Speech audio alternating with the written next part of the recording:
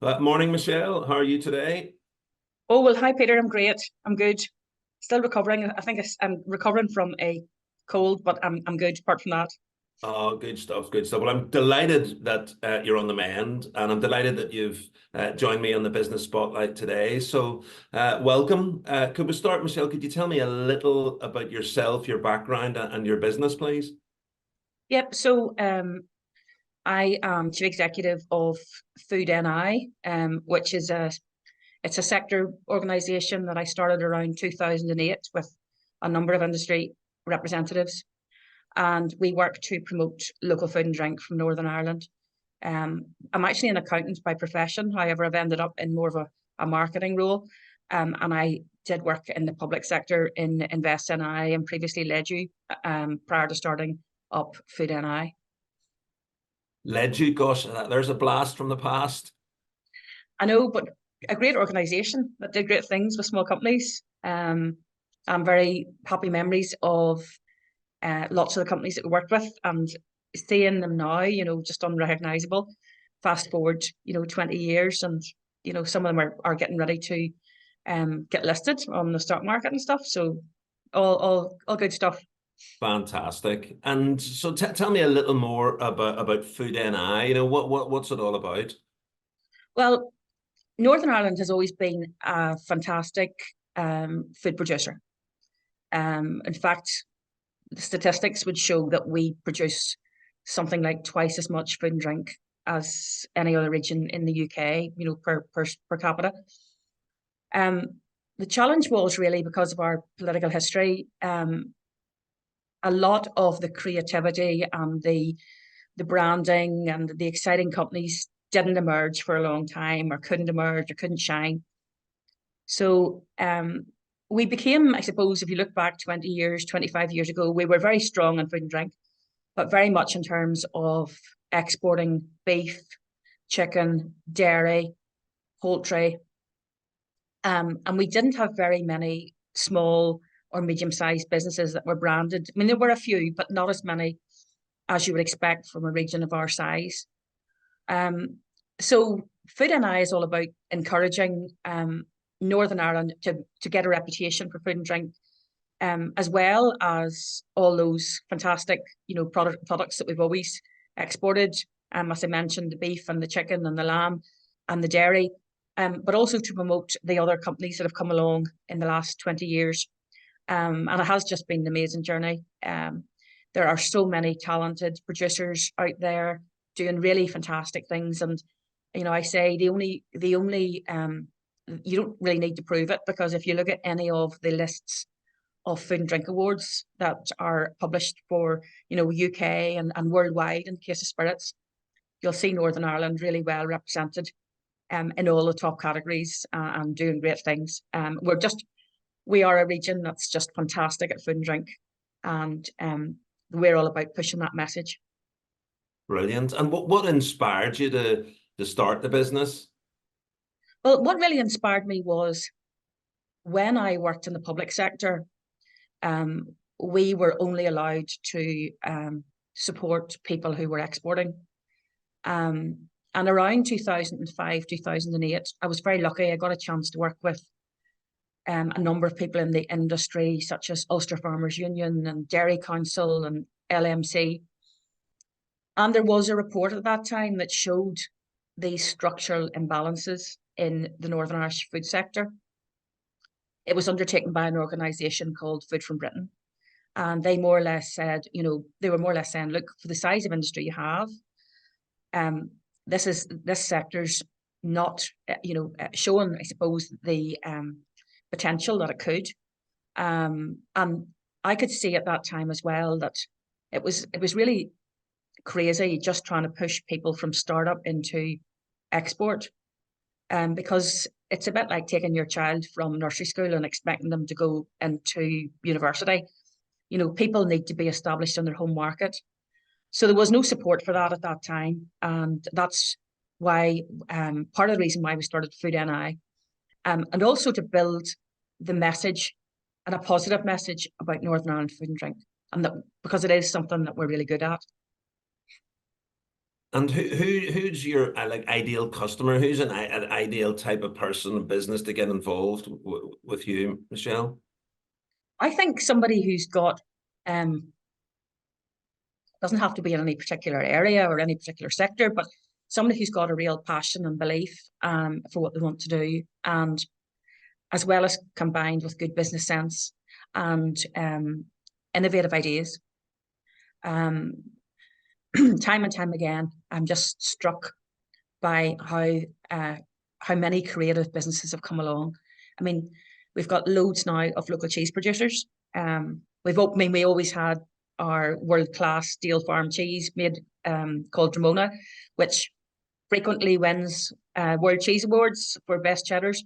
Um, but we've now also got people like Kearney Blue and Ballylisk and Dart Mountain Cheese, and all sort of artisan products have developed.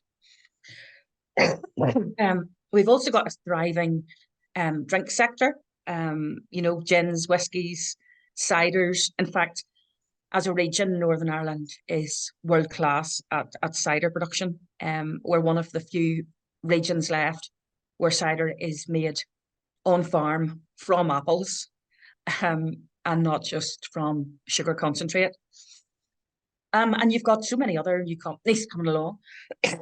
Sorry, in like ready meals and first class, high quality convenience foods like overnight oats or prepared dinners, or desserts. So there's not. It's unfair to say there's an ideal one, but it is really very much about passion and drive, and about somebody who wants to make good food at a good price, and preferably food that's good for people, good for humans, and also good for the environment. I mean, that too would be ideal, because we're all very conscious now of climate change, and food is such a large part of that. And what would you say, Michelle, has been your biggest learning since launching FoodNI? I think I think the biggest learning has been really just to keep going. And I think all entrepreneurs need to be very tenacious, and need to have a lot of stamina. Um, I truly believe if you've got a vision for something that's for the greater good, that you will succeed and you will get there. Um, but I think probably what I had underestimated was, particularly in the early years, just the sheer amount of time that needs to go into getting a business off the ground. So I would say to people, um, be tenacious, keep going, have a vision, and have people who support you in that vision. Um, and then prepare for success, because sometimes you tend to think you're not going to make it, and then when you do make it, you're a bit surprised and taken aback. So I think it's important as well, as being resilient. Also, do prepare for success, and do keep planning to get to go forward in whatever direction you need to go, and do take external advice if you can. And I've been so lucky, because I've got external advice from the people on our board who are food and drink producers, and they keep me grounded. Um, but that's the other thing that's a real motivator too, being around inspiring people and smart people, and people who can see your vision and your dream is very rewarding. You mentioned success there a couple of times, and preparing for success. So who's the first person, Michelle, that springs to your mind when you think about the word success? This is a really I mean, this is a bit terrible. I don't really there's nobody actually springs to mind in terms of success, but um I'm a great I'm a great believer and a great fan of all the women out there and all the mothers who have fed us well over our lifetime, Ah, um, and kept us well, and kept us moving forward. So I wouldn't be any one individual, but if you had to say to me what impresses you most or who impresses you most, I'd have to say I'm going to say women out there and mothers who do such a great job and keeping everything running, keeping the company running, keeping the food on the table, keeping the production running. They're behind so many things. So I'll just say I'm inspired by women in general, if that's okay. I'll accept that. I'm happy to accept that. And what's been the biggest challenge that you've faced?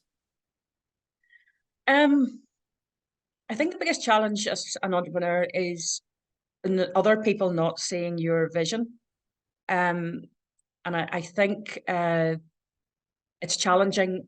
Um, for example, one of the things that we wanted to do in the early days was to have a food and drink pavilion at Balmoral Show.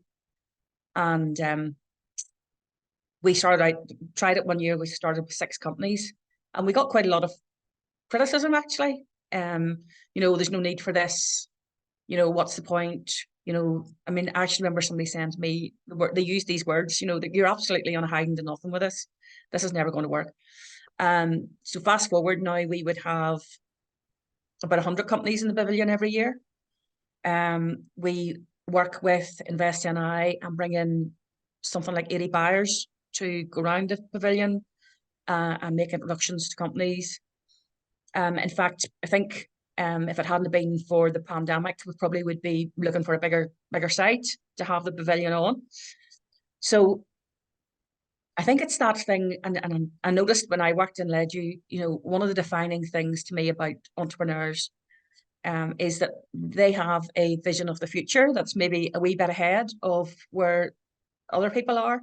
And it can be easy to get disheartened because you do face challenges. People will say, oh, there's no point in that, waste of time, etc., etc. So I think the biggest challenge is that sort of belief in the vision and keeping pushing forward. And then Michelle, and I know it wasn't that long ago, but if it were possible and you were able to give some advice to your 18-year-old self, what would that sound like? I think I would say to my 18-year-old self, don't worry, it'll be okay. Um, you uh,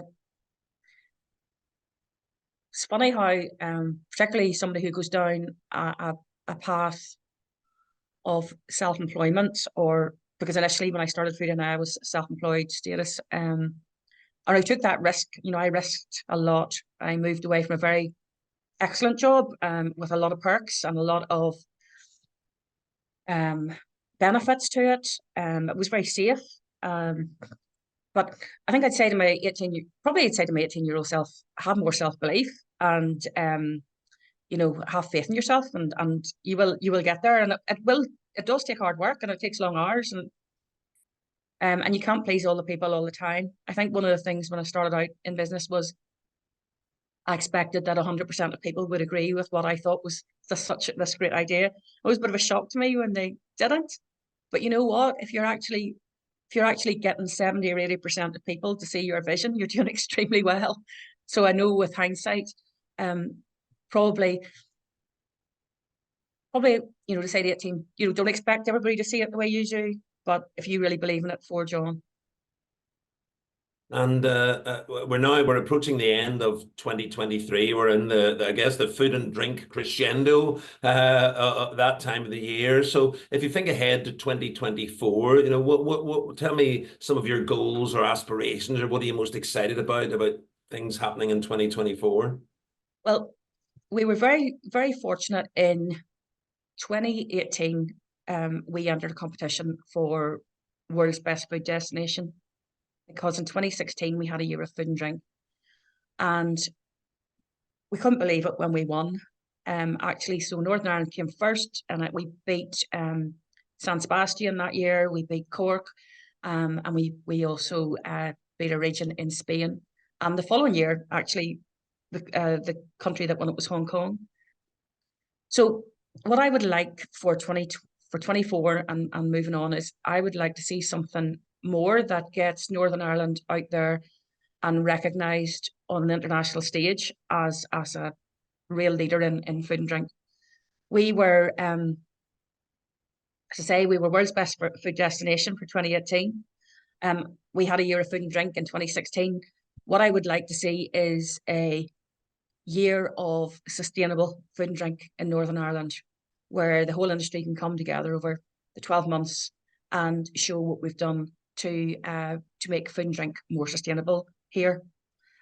And then at a regional level in terms of hospitality, I would like to see us get an accreditation for our great restaurants. And there's one accreditation that we're looking at the minute, which is to be a European region of gastronomy. So if I could have my New Year's wish, or that would be my New Year's wish, is in 2024 to make progress towards those two big goals of a year of sustainable food and European region of gastronomy for Northern Ireland. Wow, sounds fantastic. You're making me hungry and thirsty and excited all at the same time here. So, Michelle, this all sounds great. If somebody likes what they've heard and wants to reach out and get in touch, what's the best way for them to go about that? So yeah, I'd be delighted to talk to anybody who wants to get in touch. So either email me at or find me on LinkedIn. The secret is it's Michelle with one L. So if you remember, I'm one L of a girl. You'll not forget that. So it's Michele at nigoodfood.com. And I'm on LinkedIn. And I'd be delighted to engage in conversation with anybody who's interested in those issues, and also to share any knowledge that we have, because since 2008 I have worked exclusively in food and drink, lots of contacts, and anybody who wants me to connect them to somebody else in the industry, more than happy to do so. Superb. I get the feeling you've maybe used that one L of a girl line maybe once or twice in your life. Somebody said it to me once, and I thought, it never bothered me before how anybody spelt my name, but I just know it trips people up with emails. Yeah, so somebody said it to me once, and I thought, yeah, I'm going to remember that. Very good. Well, that's great. Look, Michelle with one L, Shirlow from FoodNI. It's been an absolute pleasure. Thanks very much for sharing your story and your time. I wish you all the best for what we've got left of 2023. And I am absolutely confident you're going to smash those goals in 2024. So thanks again. Thank And you. have a great end of year. Thanks a million. Thanks so much, Peter.